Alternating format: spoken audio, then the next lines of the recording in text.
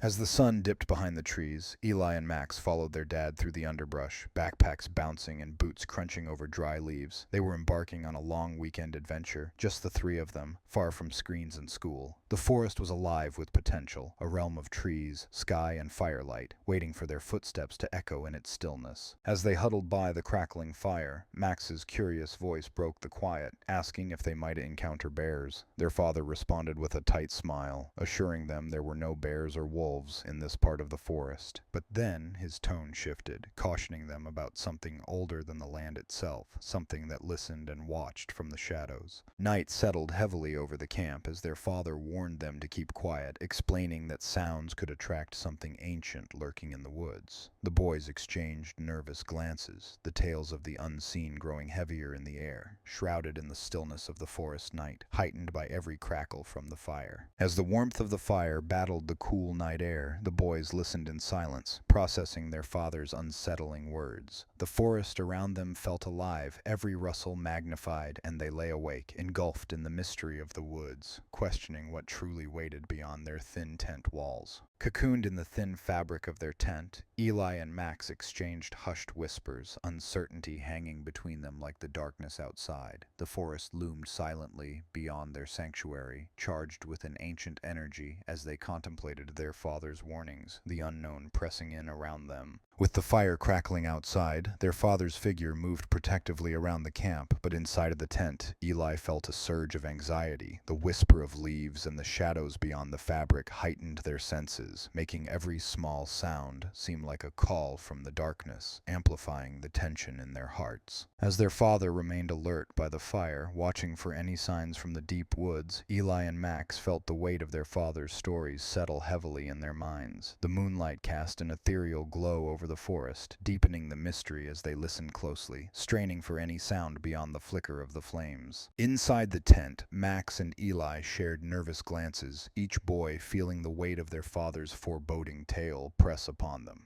Outside, the forest appeared to hold its breath, an unsettling stillness enveloping the night, leaving them to wonder what might be lurking just beyond the thin barrier of their tent. As Eli's whispered fears filled the tent, the flickering light from the campfire cast ominous shapes against the fabric walls. Outside, unseen but ever present, a pair of glowing eyes observed the boys, a chilling reminder of the untold mysteries lurking just beyond their fragile sanctuary. A sudden, distant whistle pierced the silence, causing Max to bolt upright, his heart pounding in his chest. Eli's breath caught as he listened intently, the eerie melody weaving through the night, a stark reminder of their father's warnings and the myth that seemed to creep closer with every passing moment. In the confines of their tent, fear gripped the boys as they exchanged panicked glances, the haunting sound lingering in the stillness of the night. Outside, the woods whispered secrets to one another, the chilling melody resonating deeply, entwining their imaginations with visions of what could be watching from the shadows.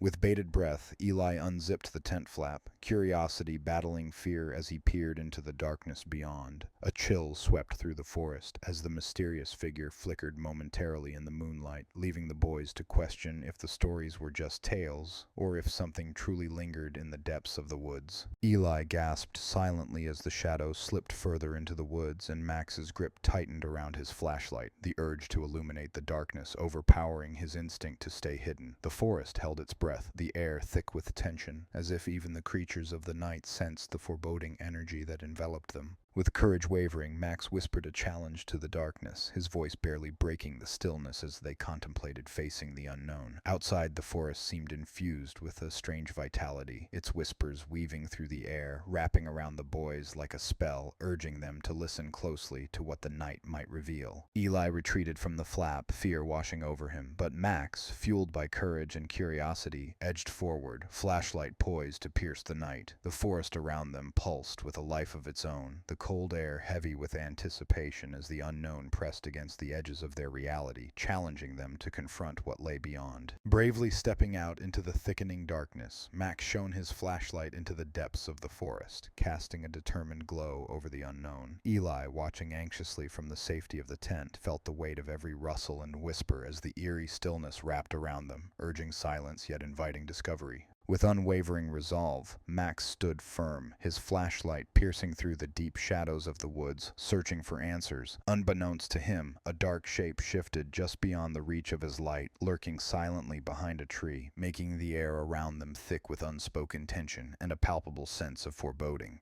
A few hours later, Max's eyes snapped open. The firelight was gone. Only shadows remained. The forest was silent, not peaceful, unnaturally quiet, like the world was holding its breath. He didn't know what woke him. A noise, a feeling. It was just there. This weight in the air, pressing down on the tent like a storm cloud about to burst. Beside him, Eli stirred.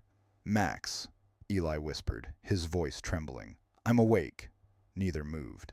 Their sleeping bags felt like cages. The canvas around them, paper thin. Then they heard it, a soft crunch outside the tent. One step, then another.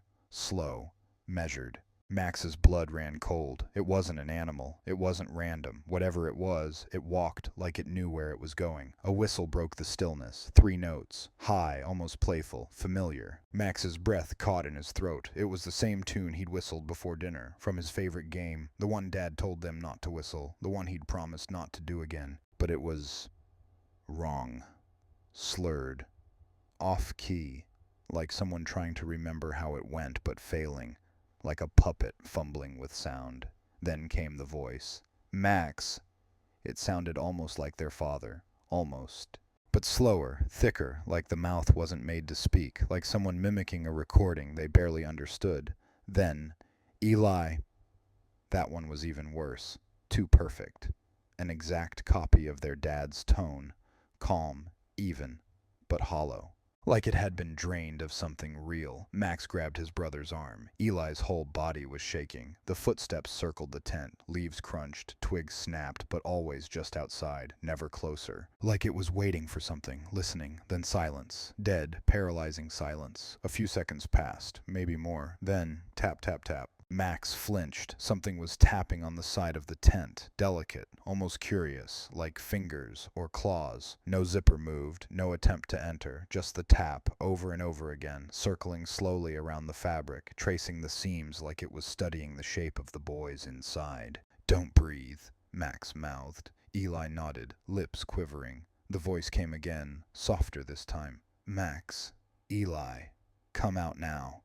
It was smoother than before. More confident, like it was learning, like it had almost figured it out. Then, nothing, no footsteps, no sound. They lay frozen for what felt like hours, every muscle screaming, listening to the silence stretch thinner and thinner. Eventually, light began to leak through the tent walls. Morning, when they stepped outside, their father was already up, pale, eyes sunken. He looked at them once and said, "Pack up, now." They didn't speak. They didn't eat. They just tore down camp and left the woods behind. But as they pulled away in the truck, Max looked back through the window. At the edge of the trees, something stood, very still, watching. Later, back in town, their father finally spoke. "I warned you for a reason," he said. "Some things out there, they don't forget, especially voices." Max and Eli said nothing. What could they say? That night, Max lay in bed, eyes locked on the ceiling. The warmth of home didn't help. The darkness was still full of trees. Then, "Max!"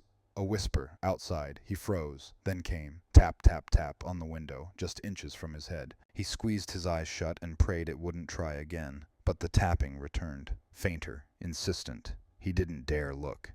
The tapping continued, a rhythmic reminder of the terror just outside his reach, filling the room with an electric tension that seemed to swell with each passing moment. Max's mind raced with thoughts of what might come next, each tap echoing like a countdown to something inevitable. He remained frozen, gripped by uncertainty and dread. Then came the whisper again, softer, yet more insistent. "Max, Eli."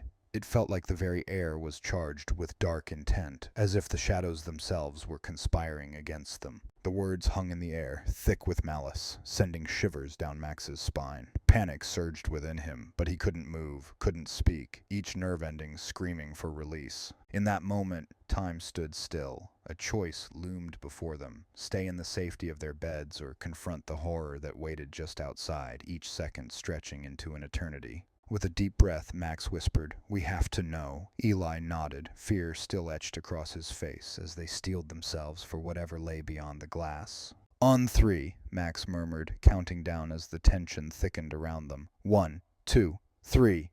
In unison, they pulled back the curtain, ready to face their darkest fear. What they saw sent a chill down their spines, a reflection of something familiar yet utterly wrong, as if their own fears had taken form before them, waiting in silence. Max. Eli, it hissed, each syllable laced with a chilling familiarity, drenched in a tone that was both soothing and utterly repulsive, suffocating them in fear.